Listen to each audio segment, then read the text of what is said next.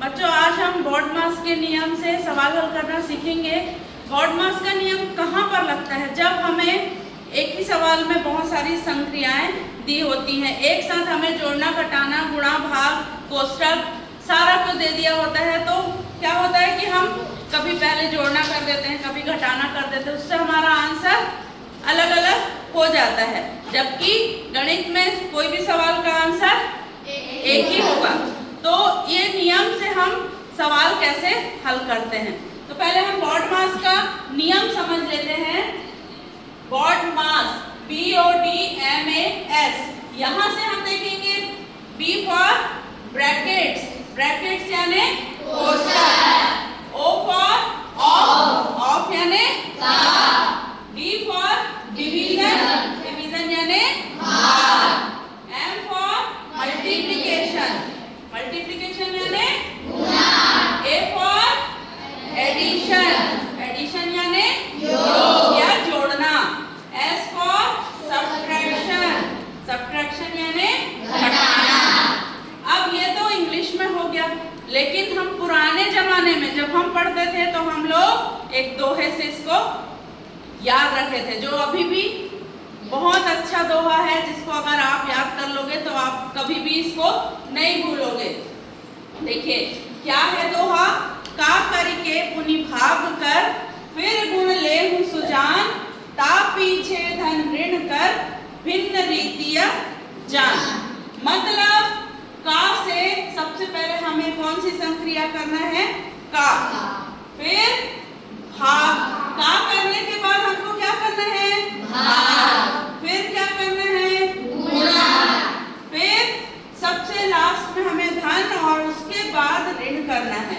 ये जो भिन्न रीति है, इससे हम सवाल को आसानी से हल कर सकते हैं। अब इसी को हम एक TLM के माध्यम से भी आपको बताते हैं। ये देखिए, इसमें B for brackets, O for of, D for division, M for multiplication, A for addition, S for subtraction. अब अंदर देखते हैं इसमें क्या है। ये देखिए BODMAS का दोहा, का करके पुनि भाग कर, फिर गुण लेहु सुजान, ता पीछे धन ऋण कर, भिन्न रीतिया जान। इस दोहे का मतलब है कि सर्वप्रथम हमें का संक्रिया करना है, फिर भाग, फिर गुणा, उसके बाद योग और घटाना संक्रिया करना है। यही BODMAS की भिन्न रीति है। अब यहाँ पर देखिए, यहाँ पर हमने एक सर्कल के माध्यम से भी बताया है। B फॉर ब्रैकेट्स या कोष्टक, अंदर हम जब खोलेंगे तो हमें दिख जाएगा ब्रैकेट्स हमें कितने तरह के होते हैं, वो सारे ब्रैकेट्स भी यहाँ पर हमने बताए हैं, है ना। ब्रैकेट यानी कोष्टक, कोष्टक के बाद क्या करना है हमको? का संक्रिया करना है ना, ऑफ, ऑफ का मतलब होता है गुणा, है ना। जैसे हम बोलते हैं ना 3 का 4 गुणा, मतलब 3 से हम 4 का गुणा करते हैं। फिर है D फॉर डिवीजन यानी भाग, भाग का चिन्ह यही होता है कि नहीं, है ना।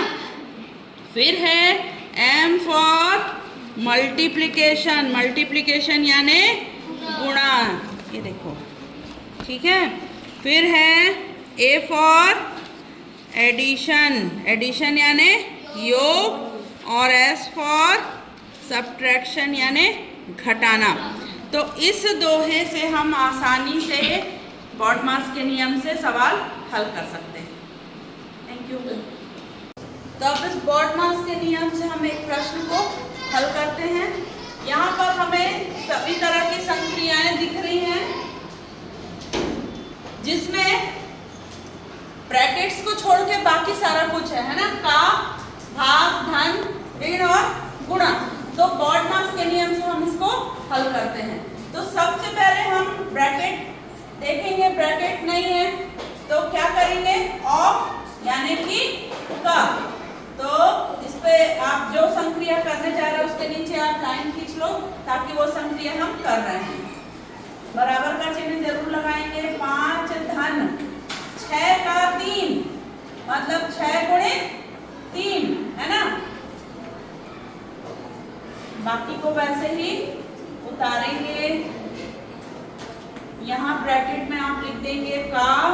संक्रिया किया हमने, है ना। का मतलब गुणा, कितना आ जाएगा 5 धन 6 किया 18। बाकी फिर वैसे ही उतारोगे। उसके बाद कौन सी संक्रिया आएगी? का के बाद भाग की संक्रिया। 5 धन 18 में 9 का भाग जाएगा कितने बार?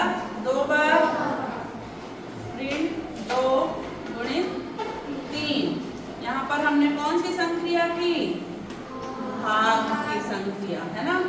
फिर भाग के बाद गुणा। 5 धन 2 धन 8 ऋण 2 किया 6।